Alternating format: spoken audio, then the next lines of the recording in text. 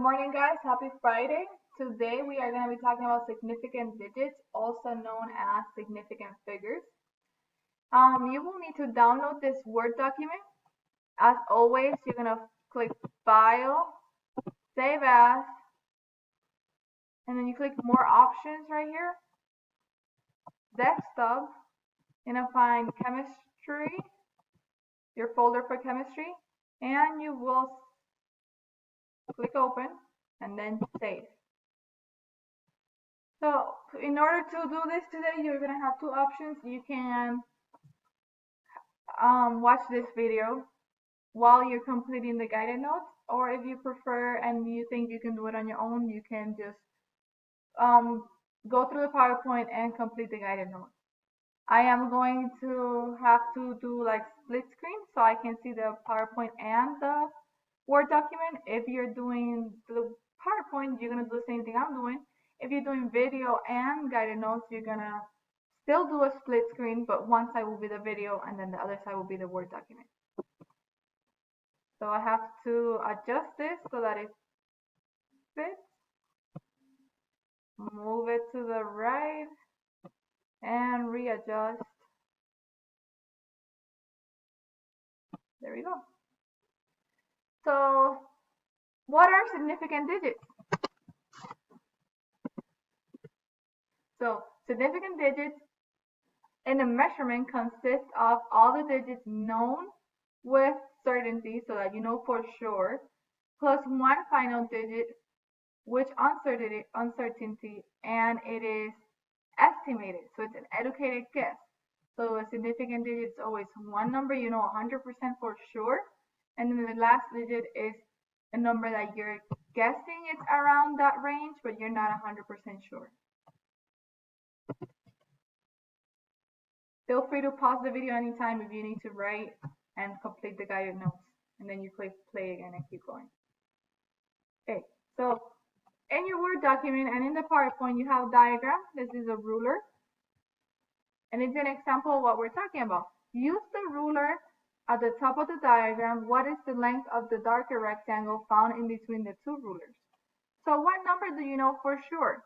I know it's between the 4 and the 5, but I can see it's a little bit over the 4.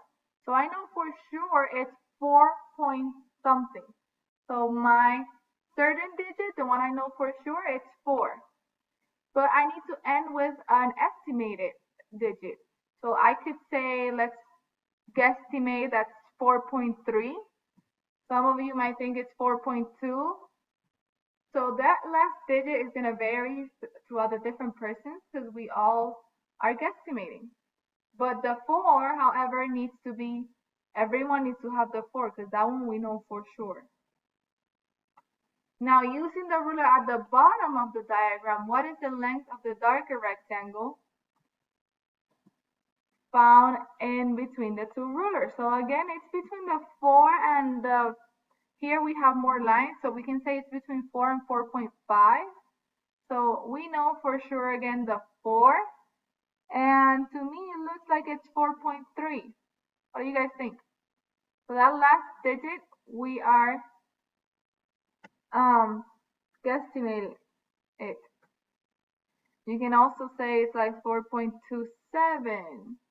because maybe you can see that it's past the 0.2 line, but it's not quite at the 0.3 yet. Okay. So remember, the last digit in a measurement is always the uncertain digit. It is significant even if it is not certain. The more significant digit the value has, the more accurate the measurement will be. And yesterday you learned what accuracy meant. So there are quite a few rules to determine how many significant digits a measurement has, and you will need to memorize these rules. So rule number 1. If a number contains no zeros, all the digits are significant. So you're going to have to look at this example and determine the significant figures. I'm gonna do this first one just so that you get the idea of it. I'm going to look at the numbers 438. Do I have any zeros? No, right? I do not. So I'm going to say that this example has 3 significant figures. Now let's go to B. I've had throughout the year students who get confused and think that decimal places don't count, like for significant digits, but they do. So even if it's decimal places, you will calculate how many significant digits it has. So 26.42. So the 2, the 6, the 4, and the 2 are all not zeros, right? That means that they're all significant. So in this one, we have 4 significant digits. I hope you guys got the idea, and then you guys can do letter C and D on your own. Well, I'll do letter D with you. So in the PowerPoint, it says 0.653. We finally see a 0, but guess what? It doesn't matter because it's not significant. So that'll be 3 significant figures. Okay, let's go to the next rule. Rule number 2. All zeros between 2 non-zero digits are significant. So again, I'm going to do A and B. You will do C on your own. In the 506, we have a 0 right here, right? Between 2 non-zero numbers. Because it's between 2 non-zero numbers, that 0 is significant. So I'm going to say that letter A has 3 significant digits. Now, letter B, this is what I've seen in the past. You have 10,052, right? You have 2 zeros. You have 1 0 right here, right? That is followed by another 0. So the rule says all zeros between non-zero digits are significant. So you might go in your head, well, this 0 has a non-zero digit on the left, but it doesn't have a non-zero digit on the right. So I'm going to say it's not significant. But then, guess what? That is not right. Yes, it is not followed directly by a non-zero digit, but it is followed by a non-zero digit after that second 0. So these 2 zeros right here, that was a bad thing to do. Let me take that out. Okay, so this 0 and this 0 are like the ham and cheese inside the sandwich, right? And the 1 and the 5 are the bread, which are the non-zeros. So because the 1 and the 5 are on the left and right side of those 2 zeros, they are significant. So for letter B, I would say I have 1, 2, 3, 4, 5 significant figures. Okay, and you guys go ahead and do letter C. And then let's go to our third rule. Zeros to the right of a non-zero digit, if they are to the left of an understood decimal point, they are not significant. Which means they're ending zeros, but you don't see the decimal.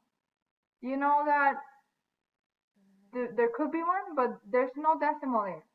So because they're ending zeros and there is no decimal, these zeros are not significant. So that means number 1 has 2 significant figures, number 2 has 1, and how many does number 3 have? You guys tell me. Now, if these zeros are known to be measured, they are significant and should be specified as such by inserting a decimal point to the right of the 0. So if you do a measurement and it does have a 0 in it, and it does not have a decimal, you need to make sure you add that decimal, because if you don't add it, it's not going to be significant when it actually is. So every time there's a decimal, you have to always have a 0, right? Because you can't just put 60 point nothing. So your last digit is the guesstimate, which will be significant. So I would say number 1 has 1, 2, 3, 4, 5 significant figures. Number 2 has 3. And number 3 has 1, 2, 3, 4, 5 significant figures. Now let's go to the next rule. Rule number 4. If decimals less than 0, zeros to the right of a decimal point that are to the left of the first non-zero digit are never significant. What those zeros are called are leading zeros. So all these zeros to the left of the non-zero digit, if they're to the left, they're called leading zeros and they are not significant. So letter A, I will say has only one significant figure. B has 1, 2, and you guys tell me how many does C have.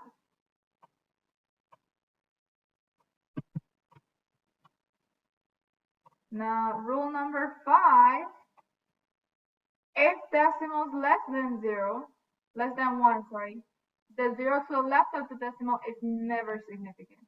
It is there to make sure that the decimal is not overlooked. So again, they're leading zeros, and they're kind of like placeholders, so they are not significant.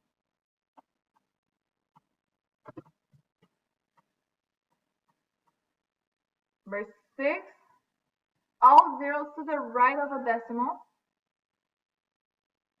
are significant. So ending zeros to the right of a decimal are significant. So in letter A, we have an ending 0 to the right of a decimal. Because you see the decimal right here?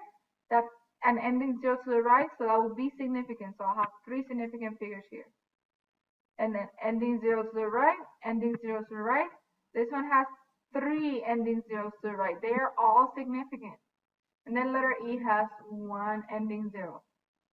So B has 2 significant figures, C has 4, D has 1, 2, 3, 4, 5, and E, you guys tell me, how many does E have? Okay, for the next part, you are going to be doing practice problems. Pause the video so you can do the practice problems. There is another section after you completed that part. Round each of the following numbers to the correct number of significant figures. So it tells you, and you will see the answers because I want you to double check that your thinking is right. And if you're not sure how to do it, look at the answers and figure out how to do it. So you are given the number, and in the parentheses, it's telling you to how many significant digits should you round. So like in the first one, I want 4 significant digits. So I want 1, 2, 3, 4. So I want to stay up to here. So in order to determine what should that 6, if it goes up and down, I need to look at the number next to it, which is an 8. So 8 is higher than 5, right? So that's telling me that I need to round that 6 up, and I'm going to do 689.7. So you go and look at how many significant digits do you need. Like in this one, you need 2. So these zeros are leading zeros. They don't count for significant figures. And so I just want to stay with this 7, 2. After the 2, which will be my second significant digit, I have a 1. So that 1, will I go up or down? 1, that means I stay the same, right? We never go down. It's either we stay the same or the number goes up. So because it's a 1, it will just stay the same, and we'll have 0.0072. Because the 7 and the 2 are the significant digits. So guys, you can go ahead and continue practicing. If it's the scientific notation method, it's okay. You don't have to look at this. This will stay the same. Just look at the number. Okay, I'm going to leave the rule for adding and subtracting. You guys can read the PowerPoint. It's pretty self-explanatory. If you have any questions for this section, feel free to email me and I will help you out. Have a great day, guys, and don't forget to complete your DL for attendance.